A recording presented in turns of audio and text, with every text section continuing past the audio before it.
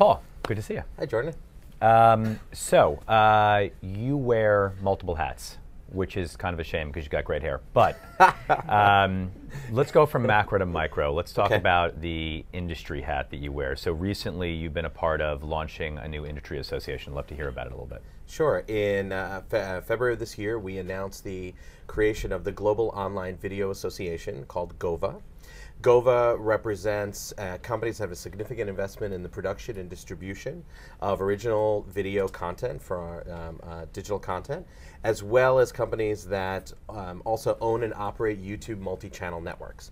As you know, the multi-channel network companies are companies that have basically embraced YouTube as their primary platform and engage with a whole lot of different channels out there and organize them in such a way to make it easier for advertisers to work with those content creators as well as for consumers to find that content. So what are the objectives? What are the goals of the various participating entities?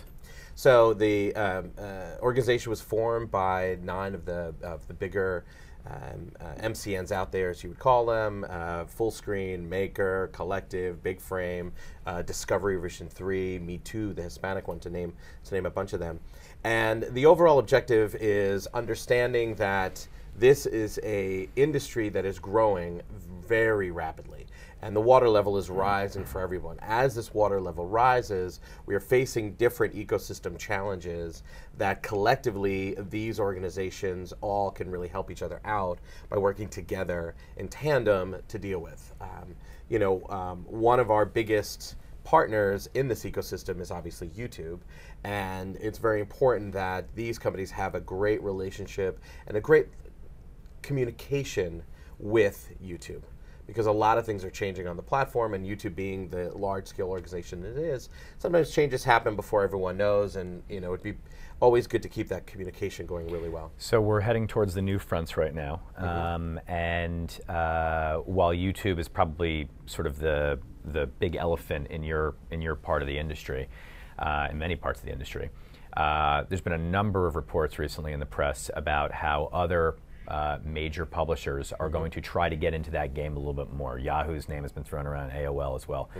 So as an industry organization, how do you look at that? Because on one side you've got a company that has been very helpful to your members, and also a nice meal ticket for them. And on the other side, you've got an potentially emerging additional set of channels. So are you embracing of it as GOVA, or how does that work for you? How do you see it? Well, GOVA being aligned around these companies and their businesses look at the ecosystem as a whole and realize that YouTube plays a very important part, as does Amazon, as does Netflix, as does iTunes, Yahoo, AOL, and we look at them as all ecosystem partners that we need to have a very solid dialogue with. The organization itself represents billions and billions, I feel Carl Sagan-y right now, billions and billions of views every month and hundreds of millions of audience members. And so by having this really robust audience that is being represented here, and we're helping on behalf of, we need to have dialogue with all these different partners, as well as we need to have dialogue with the advertising agencies, the talent organizations, the CAAs and the UTAs and the ICMs, as well as the unions. Each of these affect our ecosystem, and if at the end of the day we're looking to raise revenue for everybody and raise the overall awareness of the content that we're creating, we need to optimize in each of those areas. So before we shift into your other role, your other job, I'm curious. So there's great statistics out there in terms of, Netflix takes up about 1/3 of all the bandwidth and prime time in the U.S. every night, or on an average night.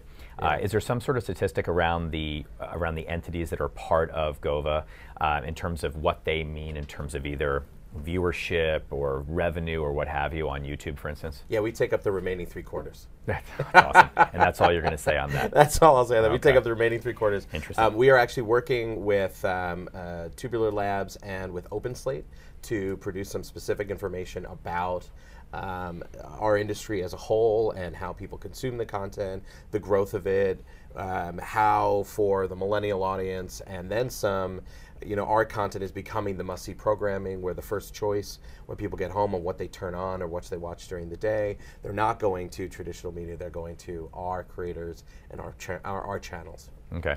And so you're also, shifting gears, you're also the head of strategy for one of the MCNs. Can you talk a little bit about that? Yeah, that's with Collective Digital Studio. And as what you're starting to see within the MCN space as a whole, and specifically with Collective, we just announced our raise in our partnership with ProSieben, which is a German company that is a producer and distributor of a lot of content as well. The MCN space is really evolving very rapidly, and the companies went from being aggregators of multiple YouTube channels and building a really big ad network and helping advertisers better understand the value and unlock that value of what is within those YouTube channels.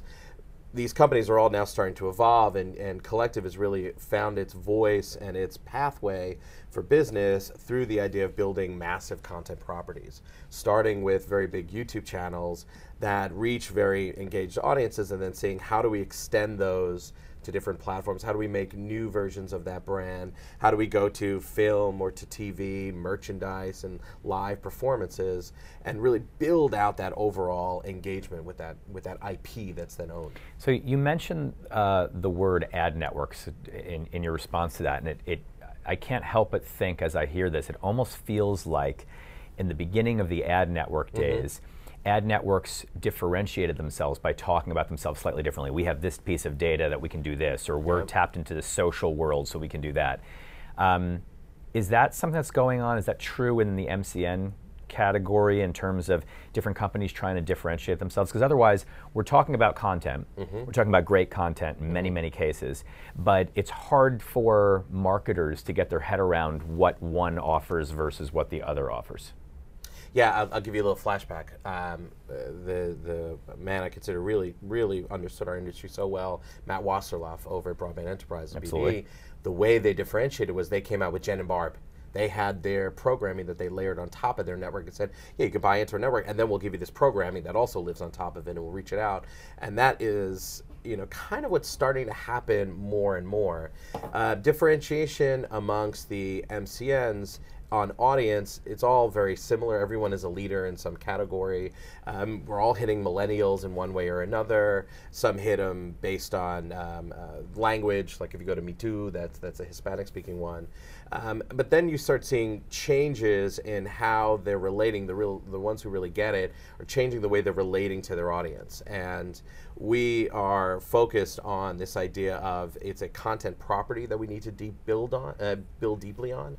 So we're more of the studio model. There's two, aggregator and studio. Aggregator being, let's bring in 50,000 channels, and we have really premium, and then we have way below premium ones. And then there's our model, which is the studio model, which is we have about 600. They're all working with somebody to develop their audience and their content, and we consider them all premium even if the scale is not there. So you've got two different models now kind of building out, then segmenting between, are we creating media properties or are we creating content properties? And ours is focused on the content property. They're just different ways of looking at it, but that's the way specifically we see ourselves as being differentiated, because we can do that not only for that content creator working with Charlie Todd here in New York with Improv Everywhere and creating new series off that and then going to TV with those, but also looking for a brand and saying, well, let's create a media property for you. We are 8 months into creating I Love Makeup, which is a beauty and lifestyle destination on YouTube that is in a partnership with Bobby Brown. They're the ones who fund it. If you actually go to the channel, you would think you were at Teen Vogue Beauty, right? You'd be watching this. It's all content. There's all series. There's a lot of influencers coming into it. The Bobby Brown messaging it ties into the marketing calendar, but it's very subtle, and it drives you then to Bobby Brown, so it's an entryway to there, and yet it's about to become the largest beauty and lifestyle destination, no paid media, just organically in creating this content. And so there's lots of opportunities to take that knowledge, that know-how, and apply it to marketers as well.